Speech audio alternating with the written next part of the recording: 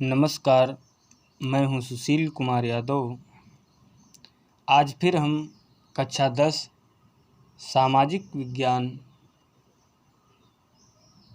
भाग 4 आर्थिक विकास की समझ पाठ 2 भारतीय अर्थव्यवस्था के क्षेत्रक। तो आइए,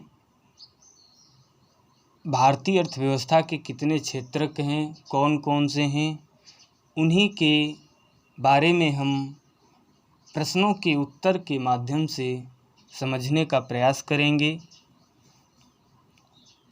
आप देख रहे होंगे वीडियो में ये फ़ोटो फिगर्स जो छपे हुए हैं, आप इनको देख रहे होंगे। देखिए, भारतीय अर्थव्यवस्था के 3 क्षेत्रक हैं। यहाँ ये देख रहे हैं आप, ये प्राथमिक क्षेत्रक है और ये प्राथमिक क्षेत्रक है।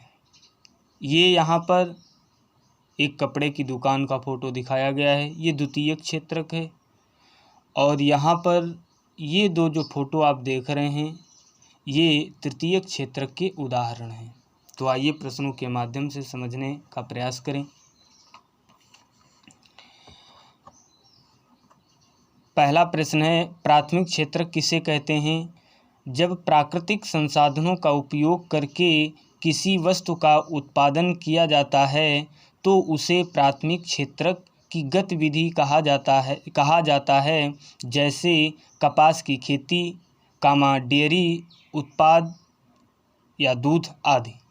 फिर अगला प्रश्न है, द्वितीयक क्षेत्रक किसे कहते हैं? द्वितीयक क्षेत्रक में वे गतिविधियां सम्मिलित होती हैं जिनके द्वारा प्राकृतिक उत्पादों को अन्य रूपों में परिवर्तित किया जाता है, जैसे कपास से रेशा प्राप्त करके सूत काटना एवं कपड़ा बनाना, गन्ने से चीनी व गुड़ बनाना आदि।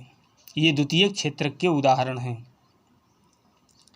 फिर अगला, तृतीयक क्षेत्रक किसे कहते हैं? तृतीयक क्षेत्रक की गतिविधियाँ प्राथमिक एवं द्वितीयक क्षेत्रक के विकास में सहायता करती हैं। ये गतिविधियाँ स्वतः वस्तुओं का उत्पादन नहीं करती हैं, बल्कि वस्तुओं के उत्पादन में सहायता करती हैं, जैसे परिवहन, संचार, बैंक सेवाएं, भंडारण, व्यापार आदि।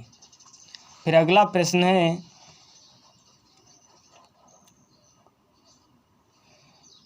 राष्ट्रीय ग्रामीण रोजगार गारंटी अधिनियम को काम का अधिकार क्यों कहा गया? इस अधिनियम के अंतर्गत उन सभी लोगों को जो काम करने में सक्षम हैं और जिन्हें काम की ज़रूरत है, सरकार द्वारा वर्ष में 100 दिन की रोजगार की गारंटी दी गई, इसलिए इसे काम का अधिकार कहा गया। फिर अगला प्रश्न है, वर्तमान में भारत की राष्ट्रीय आय में सर्वाधिक योगदान किस क्षेत्रक का है? तो वर्तमान में भारत की राष्ट्रीय आय में सर्वाधिक योगदान तृतीयक क्षेत्रक का है। और अगला छठा प्रश्न है, सकल घरेलू उत्पाद जीडीपी किसे कहते हैं? जीडीपी का फुल फॉर्म होता है ग्रॉस डोमेस्टिक प्रोडक्ट, यानी सकल घरेलू उत्पाद। किसी अर्थव्यवस्था में तीनों क्षेत्रकों के उत्पाद में कुल योगफल को सकल घरेलू उत्पाद या जीडीपी कहा जाता है। फिर अगला प्रश्न है, 7वां, आर्थिक विकास के साथ साथ किस क्षेत्र की भूमिका बढ़ती जा रही है? तो आर्थिक विकास की वृद्धि के साथ साथ तृतीयक अथवा सेवा क्षेत्रक की भूमिका निरंतर बढ़ती जाती है।